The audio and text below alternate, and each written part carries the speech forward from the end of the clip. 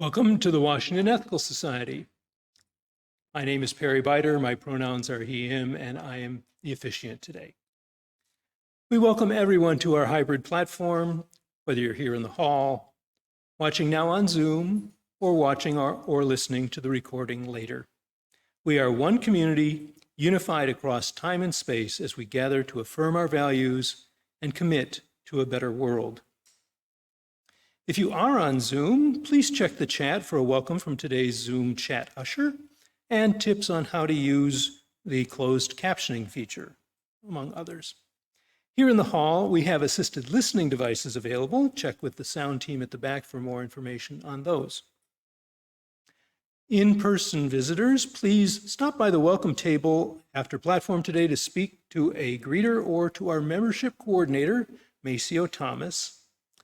Online visitors, whether watching today or tuning in later, we invite you to send an email to Maceo at maceot@ethicalsociety.org or to fill out a connection form, which you can find at tiny.cc/wesconnects. I will now read a few of the greetings that folks have written in the chat. Online friends, while I'm doing that, you might want to get a candle to light during our candle lighting. And apologies in advance if I mispronounce anyone's name. Kate says, good morning, everyone. Donna Radner, good morning. Terry Smith, good morning. Adam Limehouse, good morning. Linda DeShulo to everyone. Can anyone, okay, well, the technical issues that are being worked on, I'm sure, if not resolved already.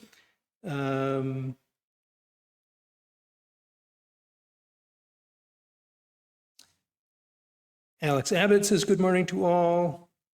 Good morning from Linda DeShulo. Brian and Leanne say hello. Good morning from Shirley Storms. Okay, that seems to be it for the moment. Oh, Susan Ewing. Okay, last one to squeeze in. It is good to connect and share this time together. Once you're prepared, I invite you to settle in wherever you are as we continue to gather.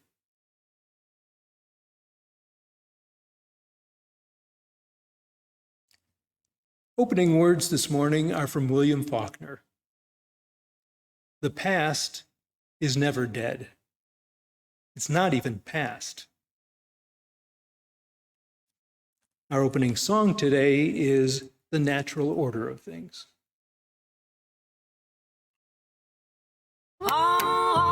Oh, the little birdies in the tree, they wake up singing happy songs.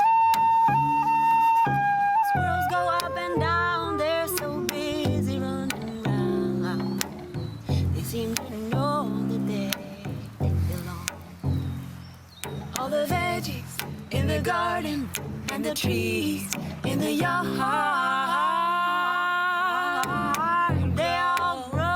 the same direction, and I never deny the higher power that was born to shine on everyone. Me, I ain't been no morning glory, I have lived another story. I've been afraid to get out of my bed when the daylight rolled around. You'd find me hiding underground, paralyzed by fear and dread. Why would I wake up? Try to resist the morning that can inevitably be. I wanna open my eyes, thanks to the dawning, singing, bring it on. Bring it on. I believe I am home, I'm getting over to my place in the natural order of things. Yeah.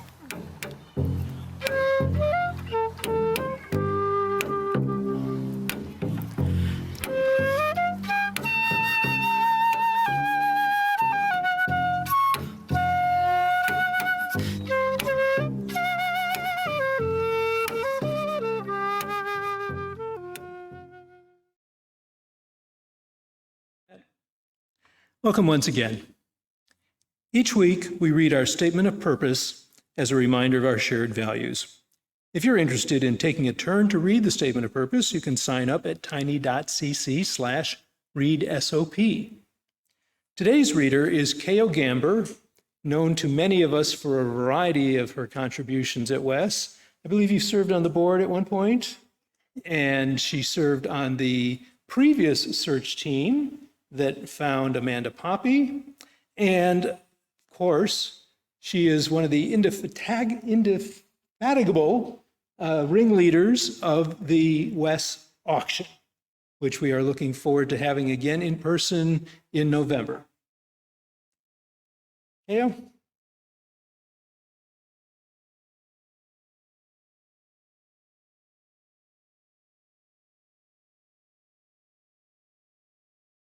I'm just going to give a quick plug.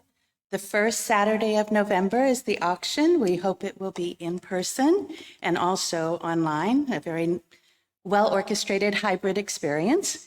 And we are accepting donations, and I will take any donations for basket items. And we are also looking for volunteers for day of. So if you're interested, please talk with me. All right. The Washington Ethical Society is a humanistic congregation that affirms the worth of every person. We strive through our relationships to elicit the best in the human spirit. With faith in human goodness, we appreciate each person's unique capacities.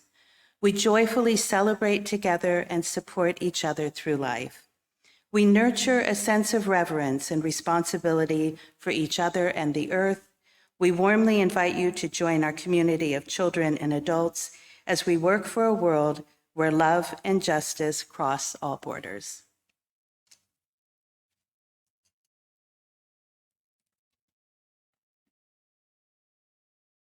Thank you, Kao.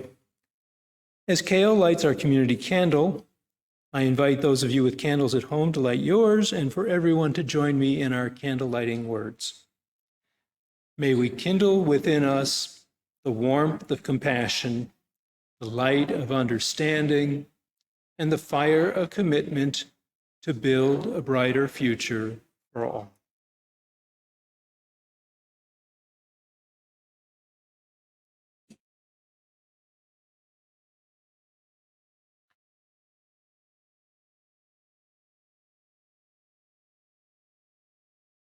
Good morning.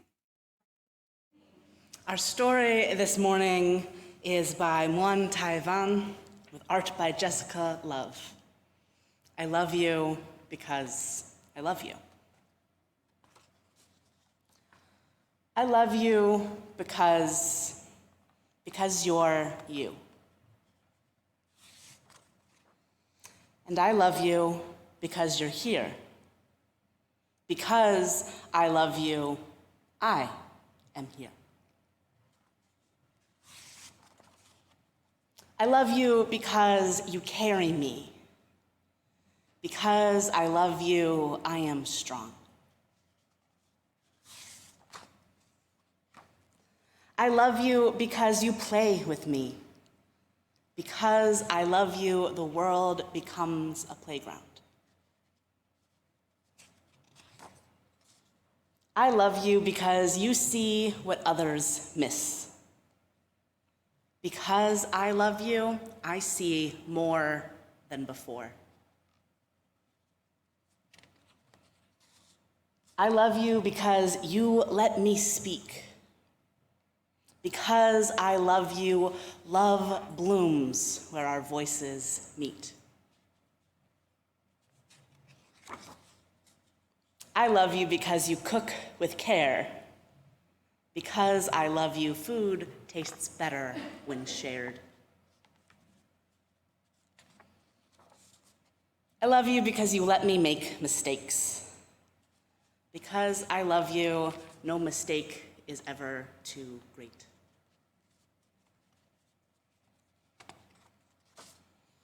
I love you because you know when I am sad. Because I love you, I share the good with the bad.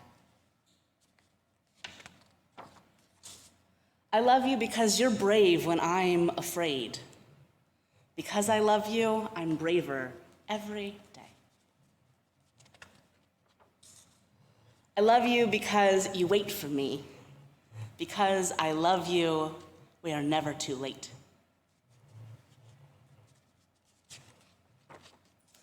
I love you because you tell the best stories. Because I love you, my best story is you.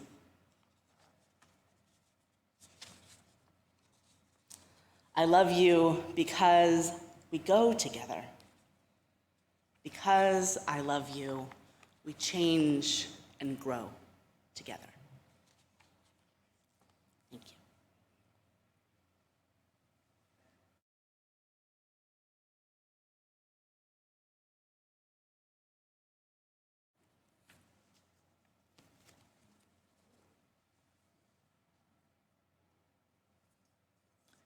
Let's enter now into the centering time of our platform. Each week, we ring this chime in solidarity with people around the world. Today, I am particularly mindful of people suffering from extreme weather this summer, including those killed or without power as a result of the 1,000-mile derecho event this week in Europe. As we listen to the chime, let us remember our connection to each other and the world around us.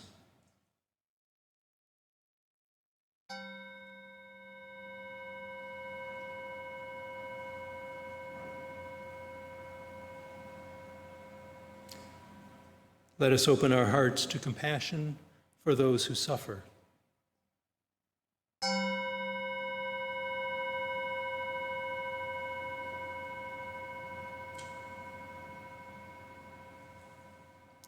And let us commit ourselves to the work that calls for our love.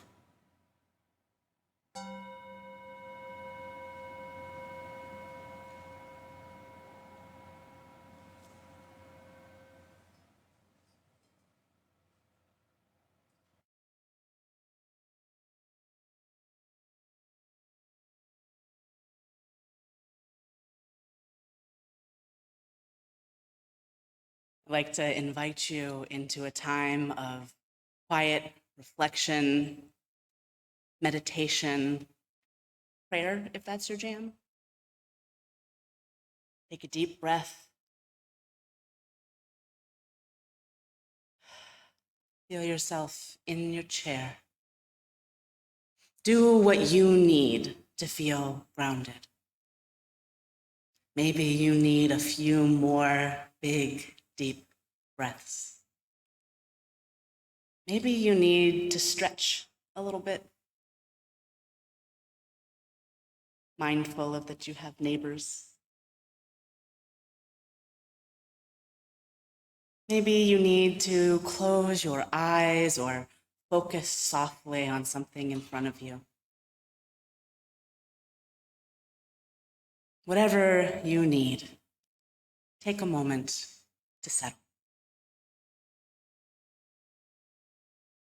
And as we settle into this place together, I invite you to call to mind your ancestors. Start perhaps with your parents or grandparents, great-grandparents if you have a connection to them. Think for a moment about all of the stories of their lives, all of the stories poured into the world that eventually resulted in you. Think further back. Great-great-grandparents, ancestors even deeper than that. Thousands of years back, early writing, humans before writing, in caves making art more complicated than we realized it was until pretty recently. Go back further. other mammals, unlike those we know today and like those we know today. Mammals blooming in the wake of the end of the world for the dinosaurs. Go back further. Get off the land, into the water, before creatures knew how to breathe in the air.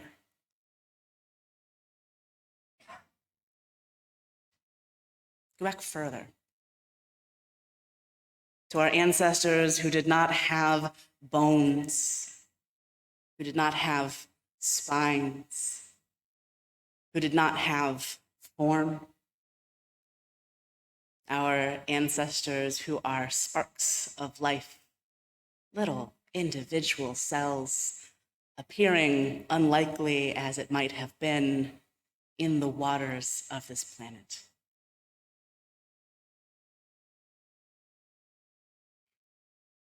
What a long and unlikely story this has been. What a long, complicated, messy, quite literally, history this has been.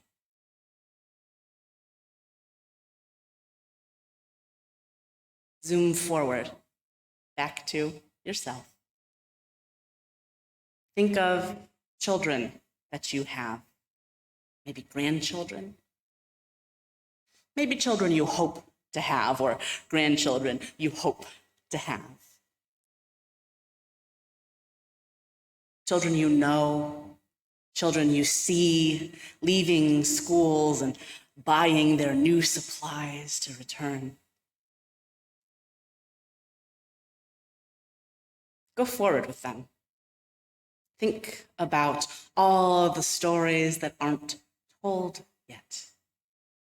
All the ways people might come to be in 20, 40, 80, 200, 500, 1,000 years, if given the chance.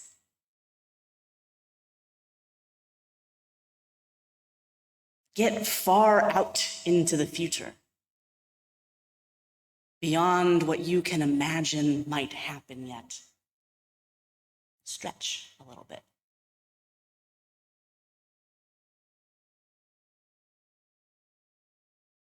And then come back to now. And feel history and the future colliding in you right now. Everything that has been, all the things that could be, alive in this precious communal moment of pausing. Take one more big, deep breath if you like.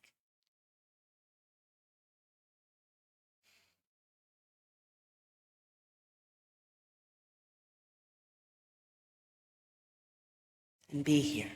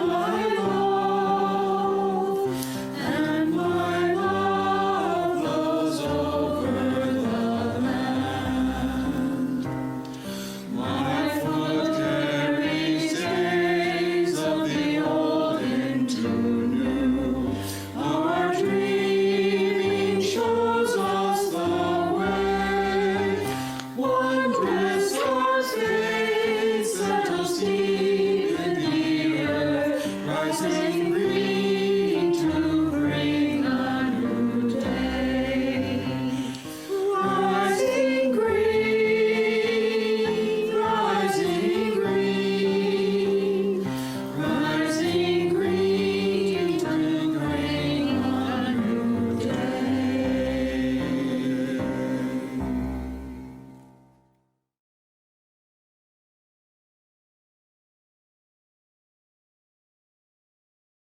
Give me a second, please.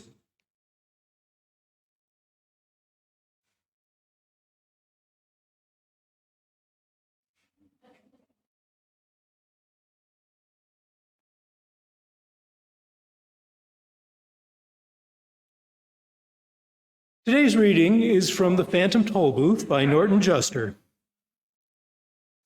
In this scene near the end of the book, Milo and his companions, the humbug and the watchdog Tak, have succeeded in their quest to rescue the princesses of pure reason and sweet rhyme. The sisters had been banished to the mountains of ignorance by their prideful and short-sighted brothers, the math magician and King Azaz the Unabridged, because the sisters wouldn't agree that either numbers or words were more important than the other. Now they're all riding together in a grand parade to celebrate the sisters' return. Milo, Tak, and the very subdued humbug sat proudly in the royal carriage with Azaz, the math magician, and the two princesses, and the parade stretched for miles in both directions. As the cheering continued, Rhyme leaned forward and touched Milo gently on the arm. "They're shouting for you," she said with a smile. "But I could never have done it," he objected, "without everyone else's help." "That may be true," said Reason gravely, "but you had the courage to try. And what you can do is often simply a matter of what you will do." "That's why," said Azaz, "there was one very important thing about your quest that we couldn't discuss until you returned." "I remember," said Milo eagerly. "Tell me now." "It was impossible," said the king, looking at the math magician. "Completely impossible," said the math magician, looking at the king. "Do you mean," stammered the bug, who suddenly felt a bit faint. "Yes, indeed," they repeated together. "But if we'd told you then, you might not have gone.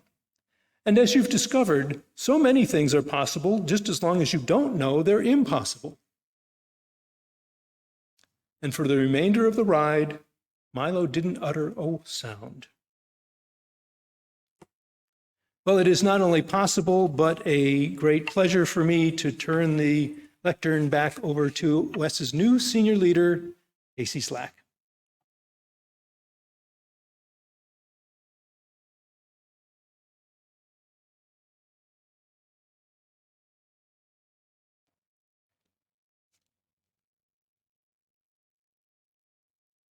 Our great city, Washington, D.C., was founded on July 16th, 1790.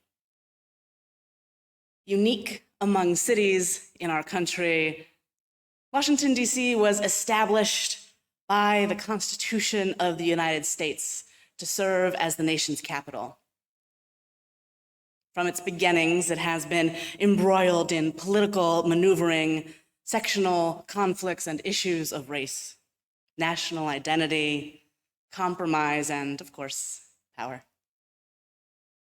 If you get your history from the musical Hamilton, and please don't, you would learn that in a catchy number about Aaron Burr's desire for power, James Madison and Thomas Jefferson made a compromise with Alexander Hamilton, winning one victory for the Southerners, in other words. They got to be closer to home while they were at work. And Hamilton got to keep the banks in New York. We'll leave discussion of what a trade that was for another time. Once the territory was ceded by Maryland and Virginia, George Washington appointed Pierre Charles L'Enfant who presented a bold vision for a modern city. Now, a 1790 modern city, so let's not get ahead of ourselves. But a modern city with grand boulevards, now these streets named for states, and ceremonial spaces, very reminiscent of L'Enfant's own hometown of Paris. The bird of Washington, D.C. is the wood thrush. The crustacean, yes, we have a crustacean, is the Hayes spring amphipod, a shrimp-like creature that only exists in certain parts of the Potomac and Anacostia rivers. The fish is the American shad. The flower is the American beauty rose. The mammal, the little brown bat. The tree, the scarlet oak. The beverage is the Ricky, gin or otherwise. The dinosaur is the aptly named Capitolsaurus. The food is the cherry, and the rock is the Potomac bluestone. Washington, D.C. sits on the ancestral lands of the Anacostans, who were previously called the Conchek. And over time, the neighboring Piscataway and Pamunkey peoples. This land, which, friends, if you've been here a while, I don't know if you would understand exactly how verdant this land is.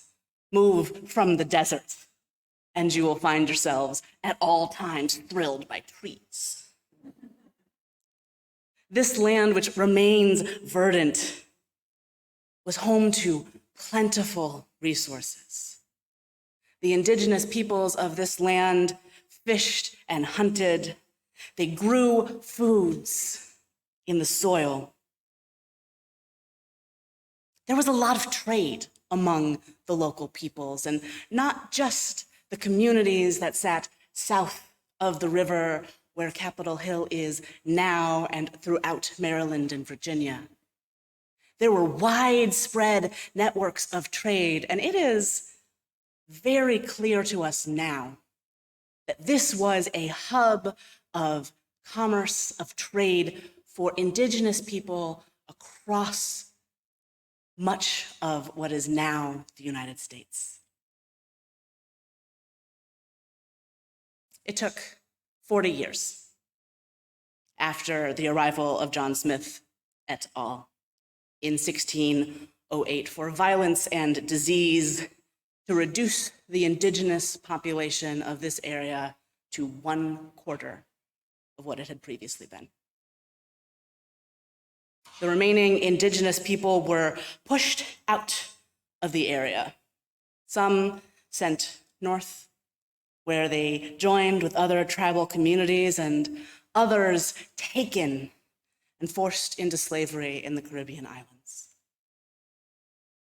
According to officials at the National Museum of the American Indian, there is no living Nunchaktuk Anacostia lineage left. Their numbers were more than decimated, and those who survived were adopted into the Piscataway people, losing their original identity along the way. Today, roughly 4,163 indigenous people live in the district. There are a lot more DC histories. It's easy to look at a founding and a list of white men who accomplished great things. It's really easy to do that here. And call it the fullness of history. But there is an indigenous history. There is a geologic history going even further back than people, to a time when the nearby Appalachian Mountains connected from West Virginia to Sweden, when the continents weren't even as they are. And then there are histories that move forward. There are Black histories of Washington, D.C., of Civil War forts where free people chose, how free was that choice? To participate as soldiers for the North in the Civil War. There is the founding of Howard University and Black tenants' rights movements and the subsequent destruction or redevelopment of the Berry Farm community in Anacostia. There are queer histories of Washington, D.C., which certainly do not begin, as Wikipedia suggests, in the Lavender Scare era of the 1950s and McCarthyism. There are disabled histories of Washington, D.C. The founding of Gallaudet University, not to mention all of the various histories of national level activism worked out in the scenery of this place. And there's even more weird niche histories. For example, Dave Grohl, legendary drummer of the band Nirvana and founder of the band The Foo Fighters, began his career as a drummer in the DC hardcore punk scene.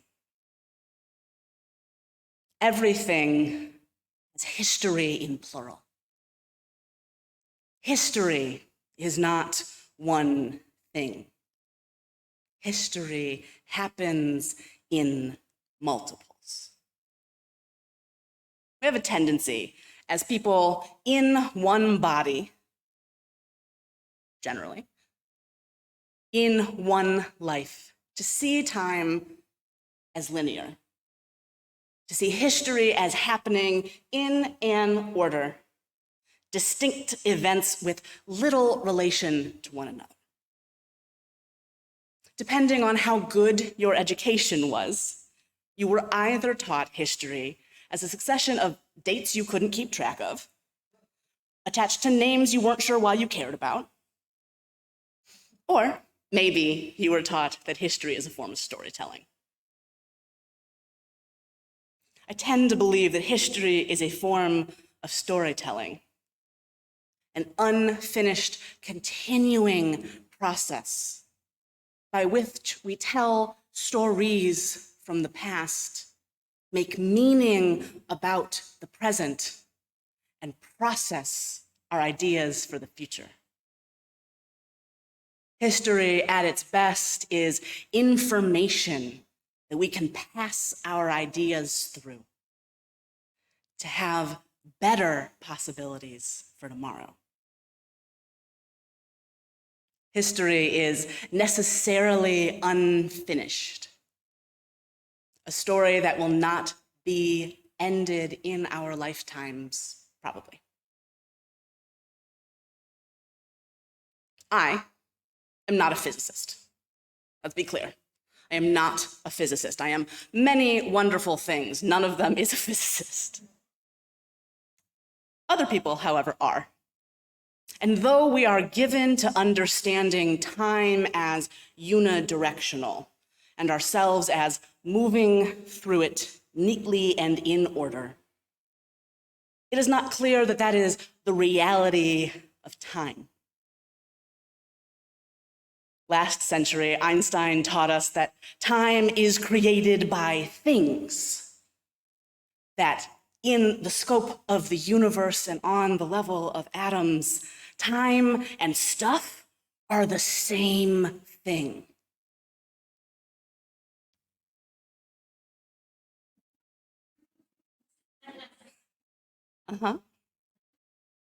In this century, right now, contemporary Italian theoretical physicist Carlo Rovelli, who I have some books by but have not succeeded in reading any of them yet, speculates that time neither flows nor even exists.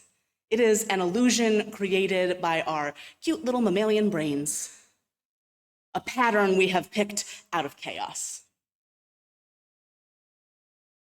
I am not a physicist. I cannot evaluate any of these claims mathematically. And no matter how much I try to get my astrophysicist friends to explain quantum physics to me, it does not stick. I am, however, some other things. I am a storyteller. I am a person who has spent a lot of time in other people's stories, wading around in the mess of life, with humans sometimes at intense breaking points in their own experience. My history includes a few years working in a hospital as a chaplain in the ICU, the oncology department, and the emergency room, watching people receive diagnoses or having experiences that break time in their life. Our emotional bodies can experience time in ways that breaks and stretches and squishes. We have all experienced a summer that blows by and a meeting that takes a decade. Time is funny in our brains and our feelings. Time in our bodies, physically and emotionally, is not in a straight line. This a function of biology rather than of physics. Our experience of time is a little bit like our experience of the color magenta. Magenta is not a real color, my friends. Magenta is what your brain makes up when it sees a series of wavelengths that it cannot process. Magenta is what happens when your brain sees a series of wavelengths that it thinks might be green, but then it says, but I can see green, so that can't be it. And it creates anti-green. Your understanding of time is often similarly faulty. How long ago was your first date with a partner? How long ago does it feel?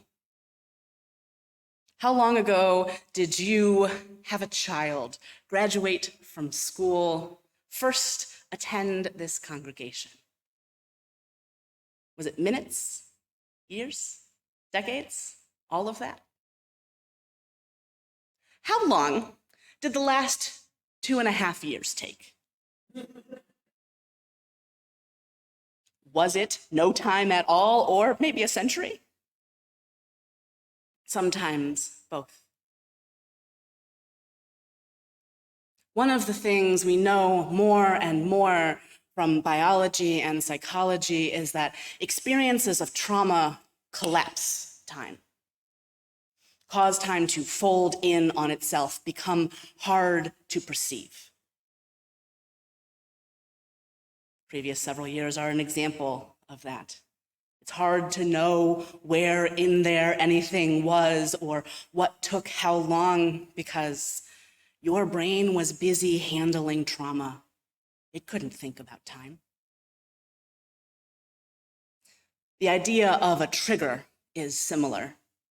A trigger psychologically is an experience of a scent, sound, other sort of tactile thing that causes a person's brain to return to a breaking moment. Triggers can be anything. We want to think that they are only the bad thing, right? A person who is abused is only triggered by yelling. But a lot of times it's a little sensory thing. There is an essay about eggs. I cannot remember who wrote it at this time. I did not look it up in advance. There's an essay about eggs on the internet written by someone who had experienced sexual assault. In her experience, eggs frying in a pan became a trigger.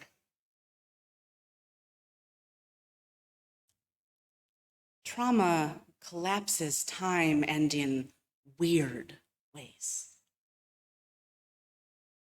We learn more and more that it does not just collapse time in our individual lives and bodies, it collapses time on the order of generations.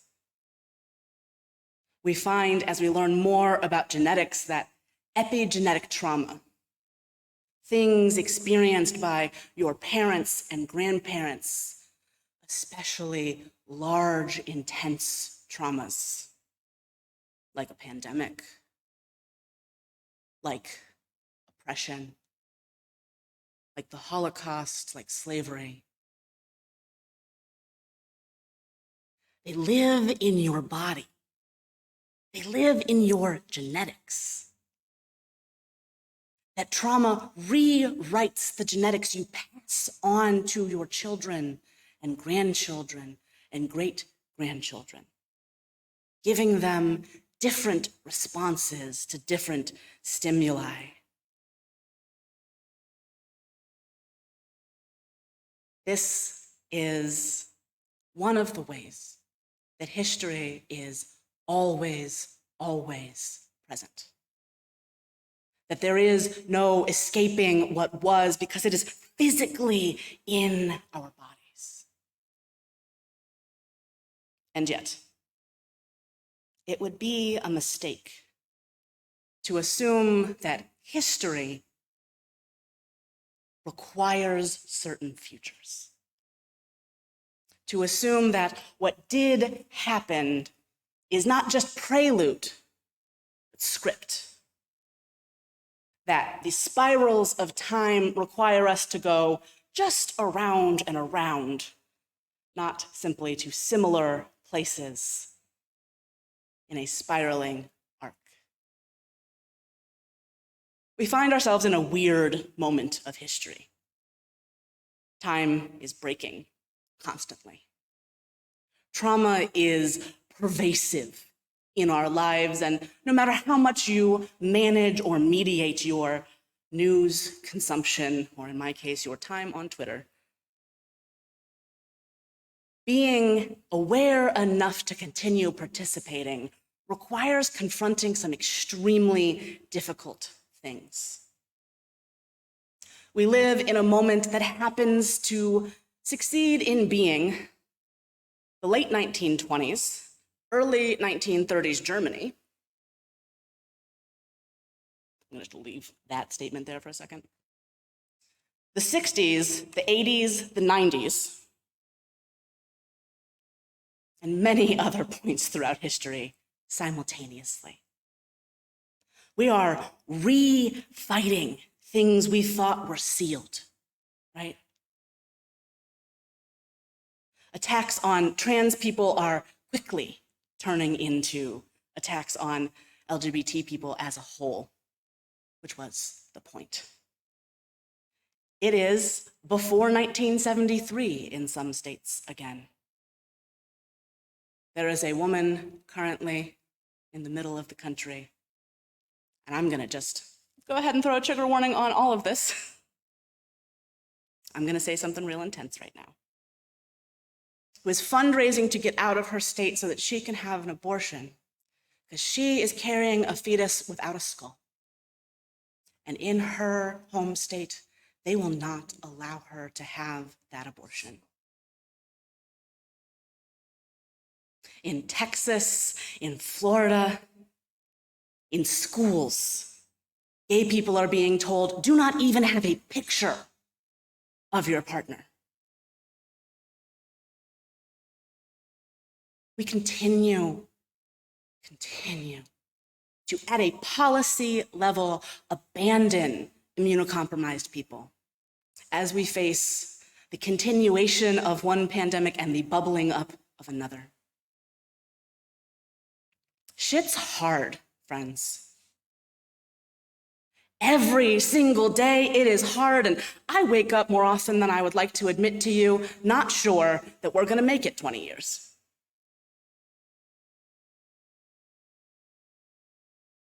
And then I think about the children. I think about the teenagers I've worked with and the younger children I get to see here sometimes, with my family sometimes. The kids I get to see running around my neighborhood. Caitlin and I live in Anacostia, and one of the joys of my life is happy Black children. Living in a community that gets to care for them, but also that does not have the resources it needs to care for them like they deserve. That part is less joy. Each moment is a collision of the past and the future. All that has been remixing itself in your body into what is possible. Your genetics could tell you a lot of things. My genetics tell me to have a lot of potatoes in storage. My boyfriend's genetics, my boyfriend, a Jamaican man from Toronto, whose family ran from the Caribbean up through the United States to Toronto. His genetics tell him to run constantly. Your genetics might tell you to run, might tell you to keep potatoes, might tell you to lay down and give up. Your personal psychology might tell you to cry. Do it. Might tell you to hide. Don't. Where the possibility lives, where the promise of the future lives, is not just in children, is in all of us. All of us, locations of creativity. All of us, the universe's creative potential crashing into an experience. This unlikely journey from single-celled organisms appearing in soup to terribly complicated, very anxious monkeys. Unlikely, improbable, perhaps on the grand scale of things, impossible. But here, anyway. There are better possibilities if you think backwards and forwards at the same time. There are better possibilities if you don't think alone. Communities like this, where we come together to think and feel and be, to hear each other's stories, to take the past seriously and approach the future with as much joy as we can muster.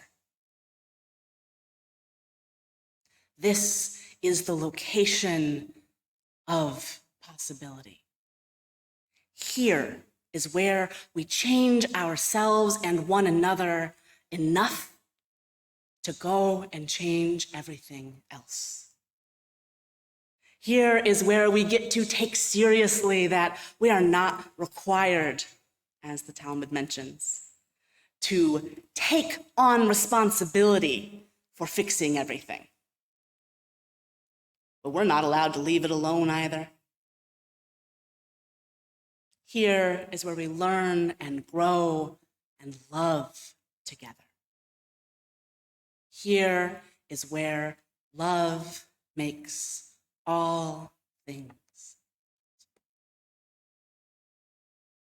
So if you wake up this week, next month, whenever, not sure that we're going to make it 20 or even 2 years, not sure that you can make it, feeling time and history broken and raging inside of you, you're allowed to go back to sleep. But do eventually get out of the bed and call someone. Text them, please don't just call me.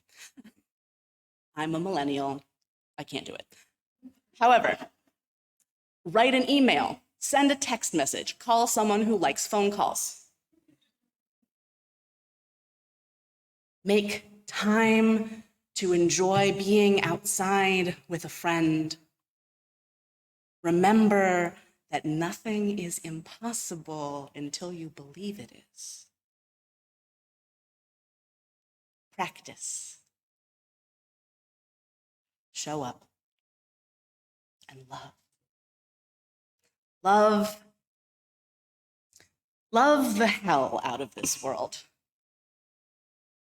in each way I could possibly mean that. Go in peace, go in love. May your lives ever be blessed and a blessing. Thank you.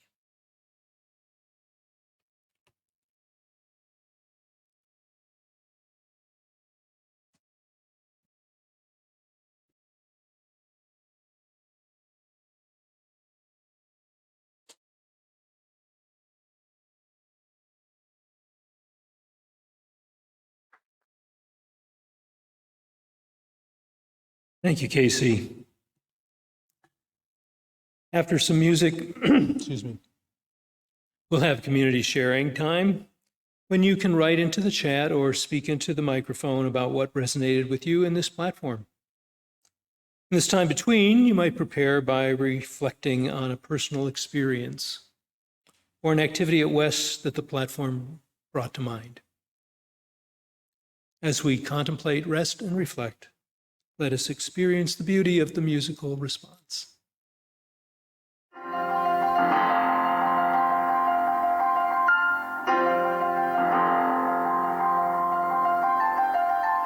Morning has come, arise and greet the day.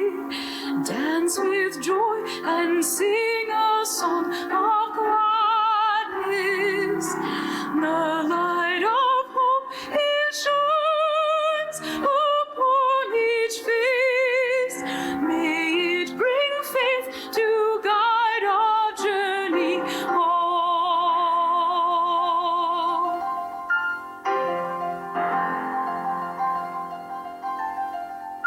A new day dawns, once more the gift is given. Wonder fills this moment shared together. The light of peace it shines upon each face. May it bring faith to guide our journey on.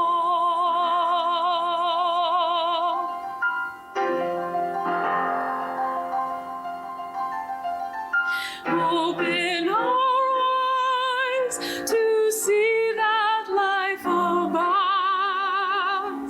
Open hearts to welcome it among us. The light of love it shines upon each face. May it bring faith to guide our journey on.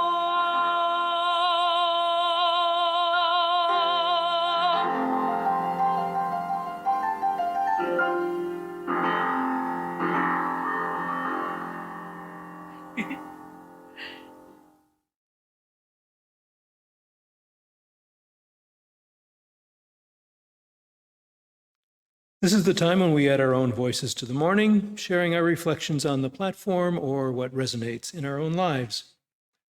For our online participants, I invite you to share in the Zoom chat or in the comments if you're watching the recording later. I'll start with Zoom comments. We'll accept some comments at the microphone from people here in the hall, and then return to any more Zoom comments at the end. So let's see what we have here. See from Laura Steele, love the history, especially of the native inhabitants and the story and humor and the exhortation for us to heal us. I will mention that for whatever reason, Zoom and or my updated Android system kicked me out of the Zoom's, what's the word I'm looking for, session. So if anybody wrote something before Laura's comment, please send it again if you want me to be able to read it, because I didn't see it. But in the meantime, why don't we start with folks here in the hall?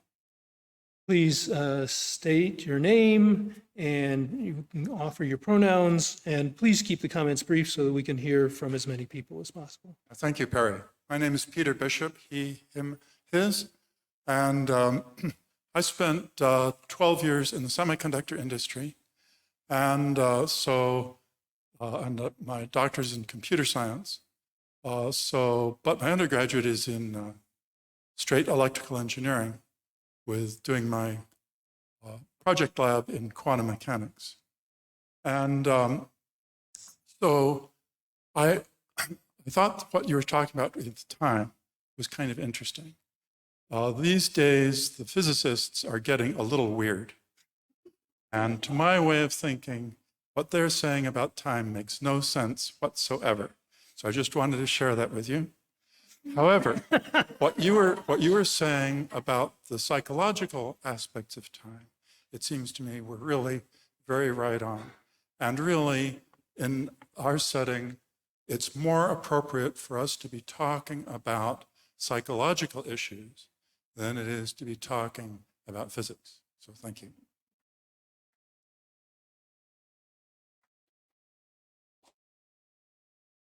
Hi, I'm Shayla Bokum, she, hers. I really like all the stories, all the history. It's just so interesting to think about all the history that happened, and it's just like you said last week. Every person you meet on the street has such a history, just like yours, and it's so cool to think about that. Also, I was in bed this morning at like 9:40 or something like that, and my friend called me, Nahida, and she said, "Are you coming?" And I said, "Oh, I guess I better get up." So definitely, sometimes you need to rest, sometimes you need to get up, sometimes you need to call a friend. It's all good.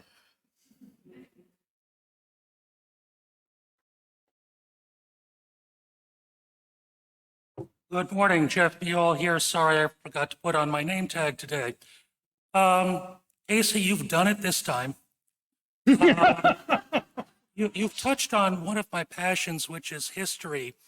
And I noted that in the description on the West site of what you mentioned linear, and people do tend to think of history in linear terms, that it just moves in these parallel lines, and that's not really true.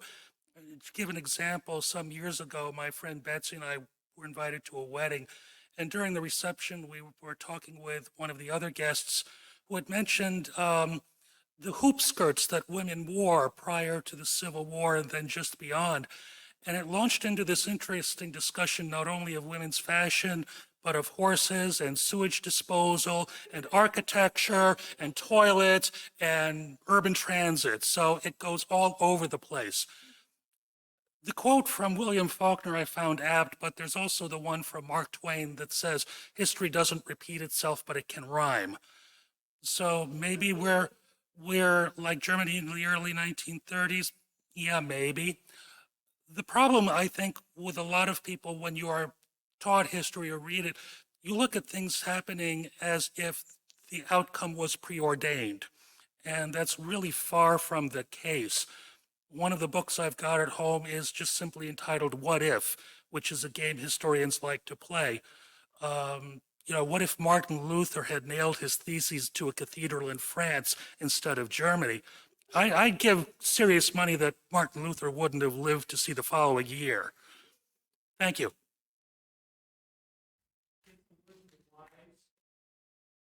Don't do trains. You haven't got me started there. Hello, Judio, she, her. I guess a Judiome.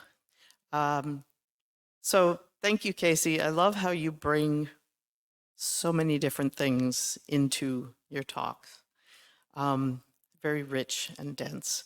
The thing that actually struck me was during the meditation when it occurred to me that so many people are not raised by biological anything.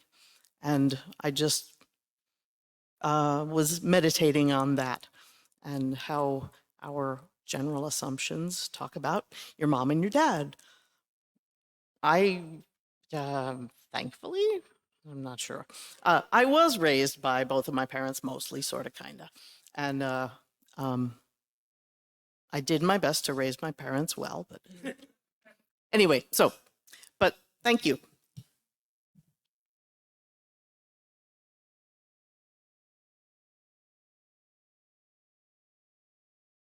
Maybe that's right.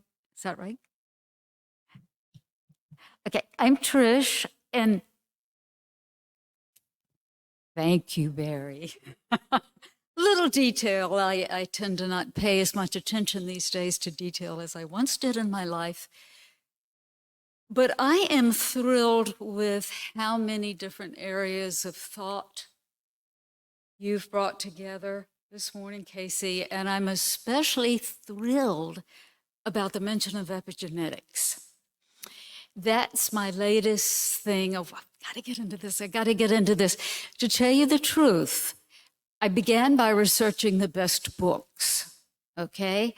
And my choice among the best books will arrive from Amazon, who I wish I could boycott, but I can't do it, will arrive tonight by 10 o'clock.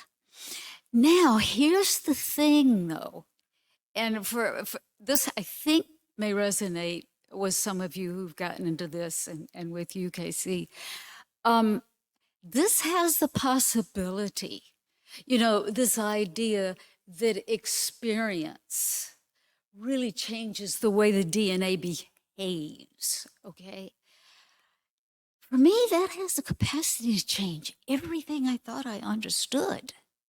Because I've been one of these people that has spent at least the last 10 or 15 years of my life thinking, well, I can at least partly create myself through my intention and through my mindfulness and through the plasticity of my mind. And I can train it to be more aware and appreciative of what I want to train it to do. But along comes epigenetics, and I'm thinking, wait a minute.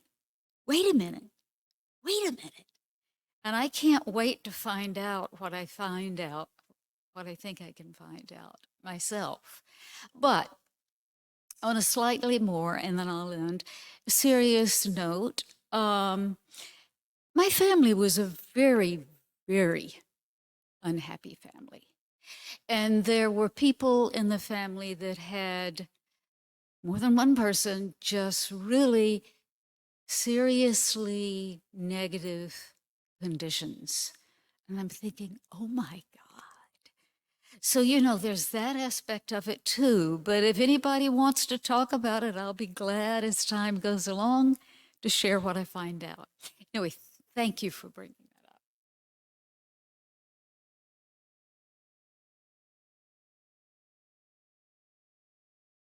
Hi. I'm Katie, and I've only been here like 3 times in the past 5 years. So thank you for welcoming me back. I'm introducing myself again. Thank you. I'm a producer and director of film and theater, and I come from a physical theater background. And when I was listening to the language being used about history and the wholeness of it, I was thinking a lot about the body. And how we have, I think so many of us, our brains think about our bodies as having a front and a back, like a piece of paper that only has a drawing on one side of it. And I was reminding myself, so I'll remind you all, if it's meaningful to you, that we are in fact bodies that do not have fronts and backs, that in fact to open something, we move backwards, and to step forward, we're actually moving down. And our bodies are complete and omnidirectional, just sort of like our appreciation of time. Thank you.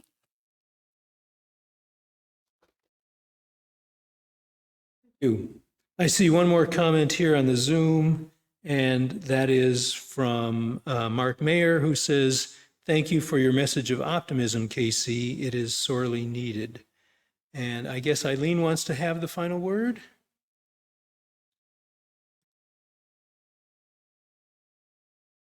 Bring it down to my height. Thank you, Casey.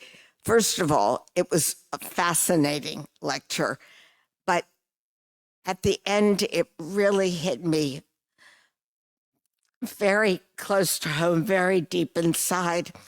There are times these days when what's going on in the world and what's going on in my own life, the pains in my body and everything, are such that I just want to pull the covers over my head, stay in bed, and never get up again.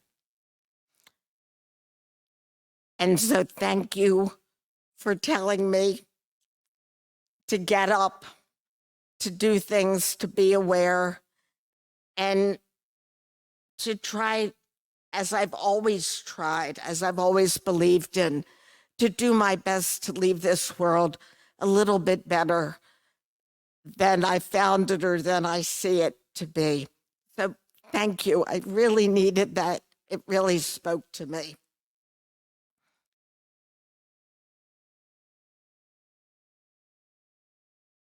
Eileen Rubenstein, she, her.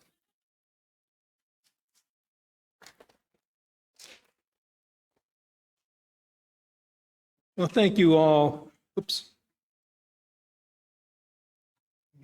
Okay. Thank you all for sharing your thoughts and your spirit with us today. Just as we share our perspectives in this community, so too do we share our resources and gifts. Here at West, we split all undesignated gifts in the Sunday collection between our operating budget and a fund dedicated to justice and compassion. This month, the fund we're sharing half of the offering with is Family and Friends of Incarcerated People. FFOIP seeks to bring services to the children of the incarcerated and at-risk youth. It promotes social, cultural, and youth development as a way of avoiding intergenerational incarceration. Let's all take a moment to prepare to respond to the invitation to generosity. For those who are able to respond, we want to make it as easy as possible by offering several options. If you're someone who gives by text, the number for that is 202-335-1885, as you can see on the slide. Another option is to go online to the donate button on West's website, ethicalsociety.org. You can also place cash or a check in the basket at the back of the hall on your way out if you're here today, and of course you can always send a check by mail. Thank you for your generosity. We will now receive your gifts and the gift of music.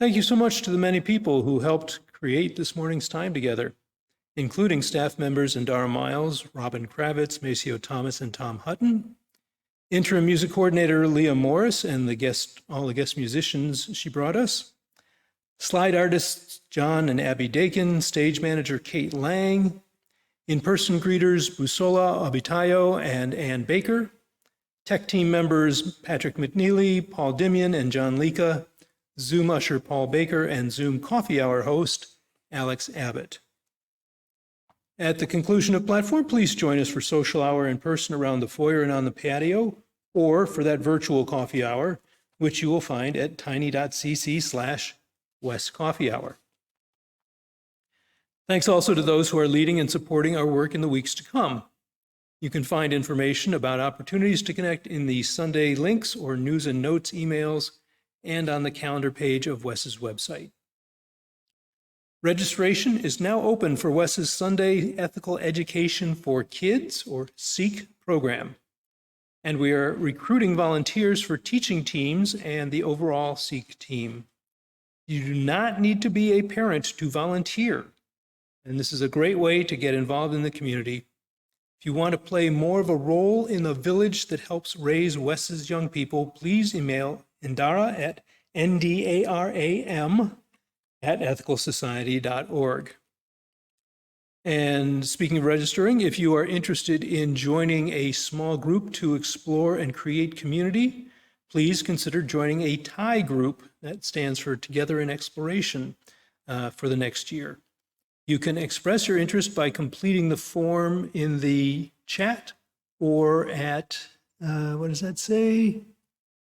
Can't read my own writing. Oh, or by contacting Maceo at maciot@ethicalsociety.org.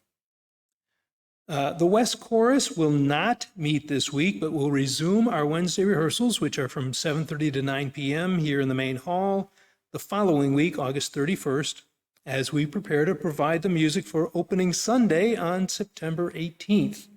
The chorus is open to everyone, so please get in touch with me if you have any questions or want more details. That said, I noticed that a number of you have so far managed somehow to resist my entreaties to join the chorus. So we're going to try something new. Pre-platform sessions to introduce folks to the song of the month, which for September will be Circle Round by Mamuse, M-A-M-U-S-E.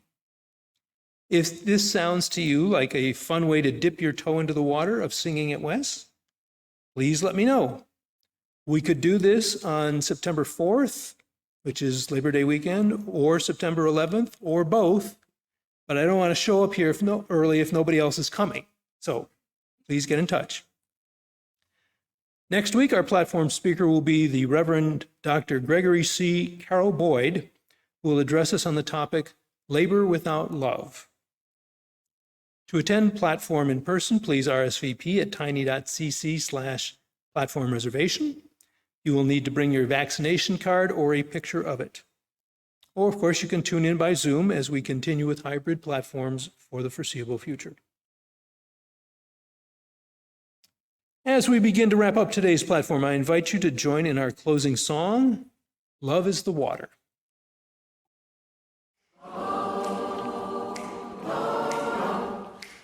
You say your heart's been turned to stone.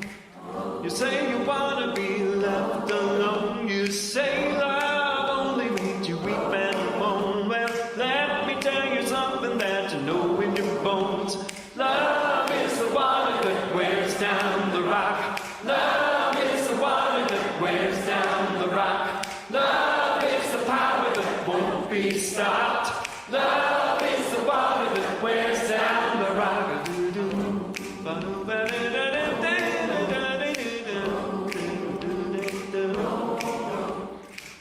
You say your soul's like a dry riverbed. Stopped waiting for the water long ago. You said you better pray all night for the rain instead. Love comes like a tidal wave over your head.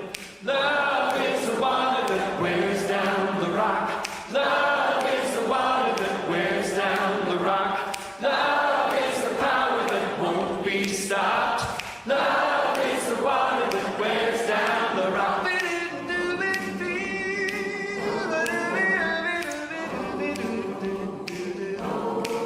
You say you're waiting for love, takes too long. Doors are shut, mind weakens are strong. Well, you may be right, but you may be wrong. 'Cause love can make a mountain come tumbling down.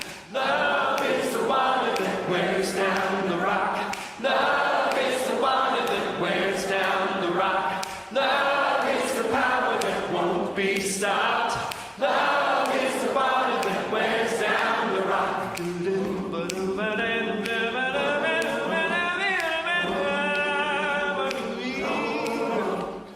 river washes over every woman and man.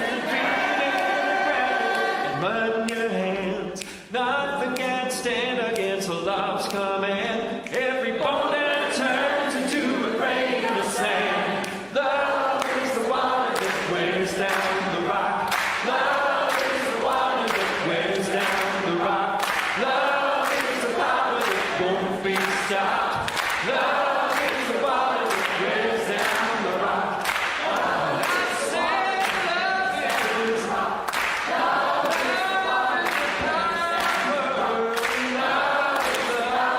won't be stopped. Love is the water that wears down the rock. I said love, love, love, love.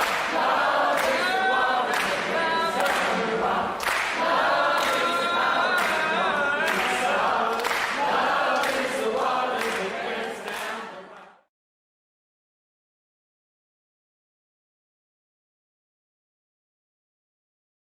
A few brief reminders before we leave.